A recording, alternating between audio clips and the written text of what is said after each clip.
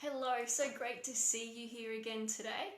I hope you're having a fabulous day. It's been beautiful weather, so that's important, and I hope you've been able to really enjoy yourself with that. Today I wanted to speak a little bit about the current topic that is on everyone's lips. Everyone's talking about the coronavirus, and there is a lot of fear-based information around out there. And I suppose today I just wanted to speak a little bit about viruses and how you can protect yourselves against the virus. So for most people, the coronavirus will just be mild, and it will be something similar to a flu. It's those that are immunocompromised that will that I suppose some of the fear-based information is coming about. And so that's what I wanted to speak to you about today, is alleviating some of that fear. So I'm Teresa Todd. I'm a naturopath, biochemist, microbiologist and author of The Energy Solution. And I suppose today I'm coming to you from with my microbiology hat on. I want to talk to you about the virus and what it means for you. So when we're talking the coronavirus, there's a whole family of viruses known as the corona family, and SARS was one of them. SARS was around, I think, in 2003. And it was a severe acute respiratory illness that came about. And there was a lot of panic that happened ensured around that one. So today I wanted to talk to you about the coronaviruses and what you can do for your health. And it's about, the more you're informed, the more you will be able to take concerted efforts to protect yourselves and protect your loved ones as well. And I myself know from the point of view of, I do have a family member who is immunocompromised, and so for the point of view that we definitely don't want that person to be exposed to the virus, there's a lot that we're doing as a family to help prevent that, and there's a lot that you can do as well. So I wanted to talk above my head. You can see my blood microscopy. So as a microbiologist, I love looking at the blood, and any of my clients that know me know that I just get so excited when I look at people's blood. So today I wanted to show you this above my head and go through a bit with how we can support the white blood cells and support your immune system. So it's all about boosting your immune system, and yes, you can do things like washing your hands with soap and water, and using non-toxic hand sanitizers will help. Covering your mouth when you sneeze, not coming in contact with anyone who's already sick. All of those things have been spoken about previously. But what I wanted to talk about today was how to help these little guys above me. See this guy right above my finger there? That's a white blood cell. And as I've been speaking, I've been watching it move around the screen. And so probably now that I've pointed it out to you, as I keep speaking, you might see that little white blood cell move around. So let me introduce you to them first. So this one here is a white blood cell. That's your neutrophil.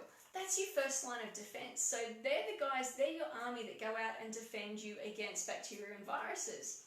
This guy here is more of your allergy kind of response. So it's this guy here we're really interested in. And as you can see, if you keep watching, you'll see it moving around the screen as I keep talking. And all of those other circles there are the red blood cells. And that tells us a lot of information as well. But particularly today, I just wanted to talk about that white one and how we can supercharge those guys.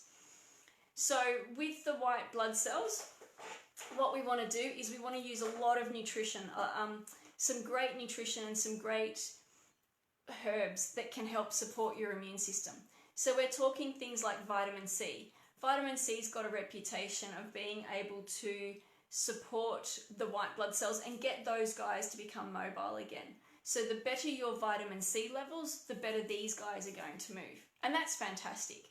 And then also things like zinc is also very important in helping those guys move around. And as you can see, it's moving up further and further as I keep speaking. It was down near the bottom of the screen, and now it's moving up. And I'm just thinking, if I gently change to this one, it's not showing up as well as I'd like to on a TV screen. No, let's go back to the other one. the black screen's much easier to show up in this kind of aspect. So what we want to do is we want to support these guys. So like I said, vitamin C levels, really making sure that your vitamin C levels are optimal. How do you know? You can take your vitamin C at regular doses. Taking a one-off hit of say 2,000 or 3,000 milligrams of vitamin C isn't going to be very effective, because we've got a mechanism in our digestive system that when we get too much vitamin C, it actually decreases the amount that we absorb. So you're much better to have a look at taking vitamin C more regularly to help to increase your doses. The great news with vitamin C is if you have too much, you sort of tend to get the runs, get the diarrhea a little bit, and that's the way that you know that you've gone to your bowel tolerance there. So looking at making sure you've got your vitamin C based foods, all of your orange, red salad fruits and veggies, so your oranges, your mandarins, your watermelon, your tomatoes, your capsicum, they've all got fantastic vitamin C in there. And you can use those to help support these white blood cells here.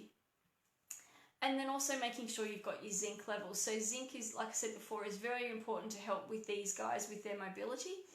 And zinc's involved in every single energy reaction of the body, every single chemical reaction of the body. It's used for energy production, for immune system, for hormones, for taste sensation, for detoxification. You name it, we need zinc.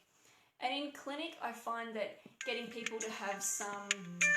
just got to stop this little thing that's coming up on my phone. So in clinic, when I talk to clients about zinc, I talk about them having some pepitas every day. Some raw pumpkin seeds, your little green pumpkin seeds that you can get, great amount of zinc in them. And so I can see, just when I look at the screen, I can see that white blood cell has now come back down the screen, and you can just see it moving around. And the reason that is so good and that is so effective is if there was a virus or a bacteria, now this microscope's not strong enough to look at viruses because they're so tiny, but we can see bacteria under the microscope. And if there was a bacteria floating around, it would or a virus, it would move across, engulf the bacteria or the virus, gobble it up, and then all the little enzymes or the molecules that are inside there will help the body, it will help break down that virus or that bacteria.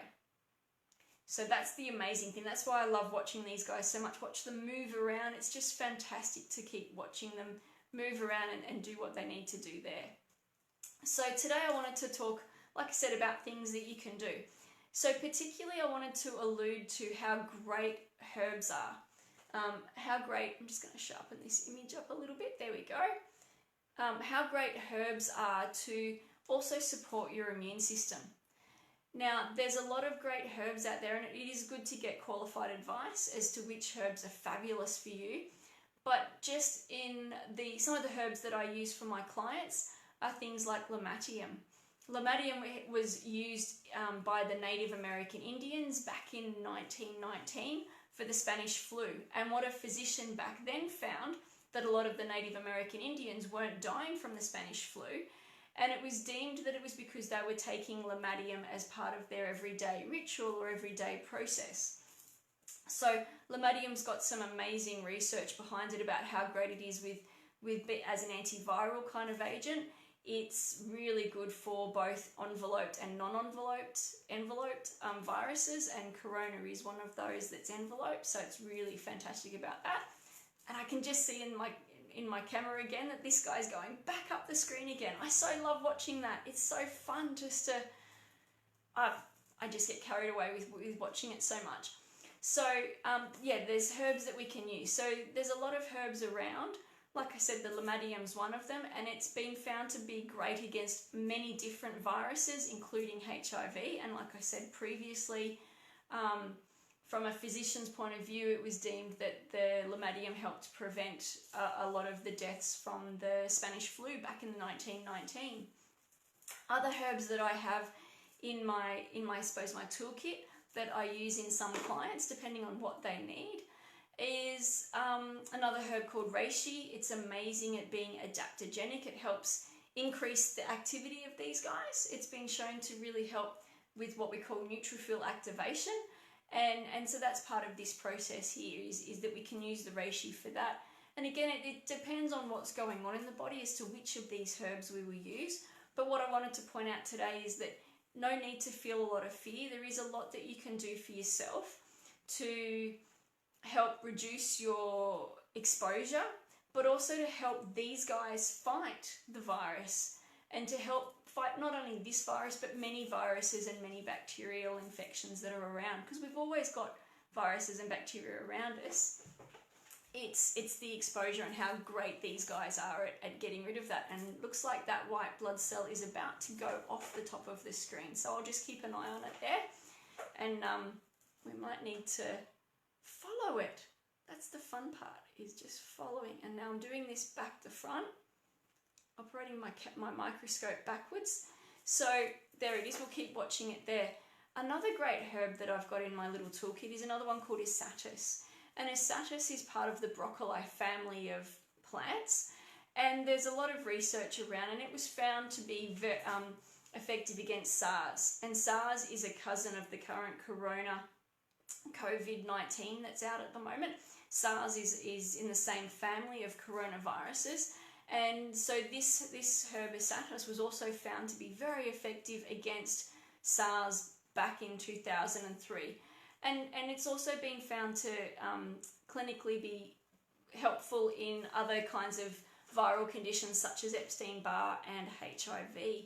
So there's a lot of herbs that we can use. So it's just about, I suppose, arming yourself with as much information as you can get.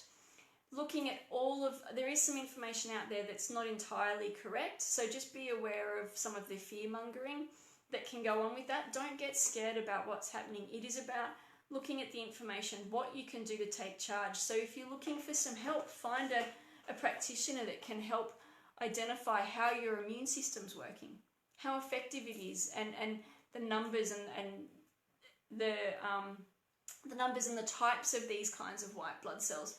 Because I've just seen on this screen here, so that's the white blood cell that we've been looking at.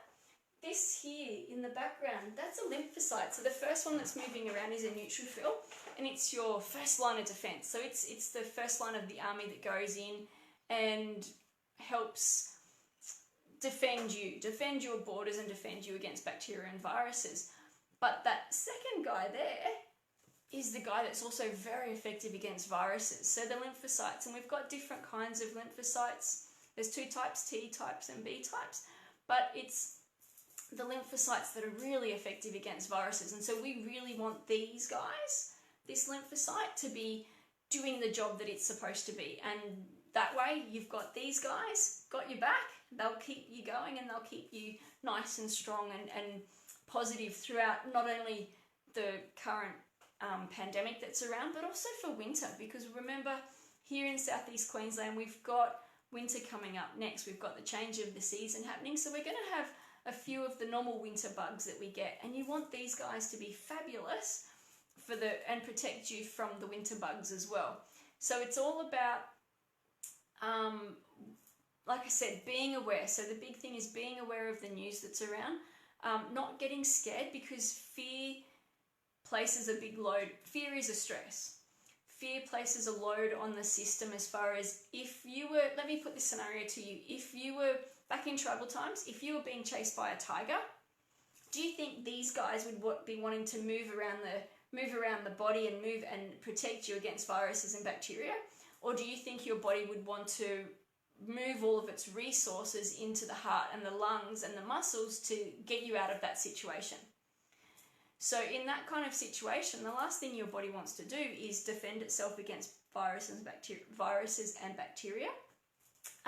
It doesn't want to really digest your food too well, and the body also doesn't want to reproduce. It's like, in a stressful time, why would you want to do those things? So think about fear and the current living in fear about what's going on.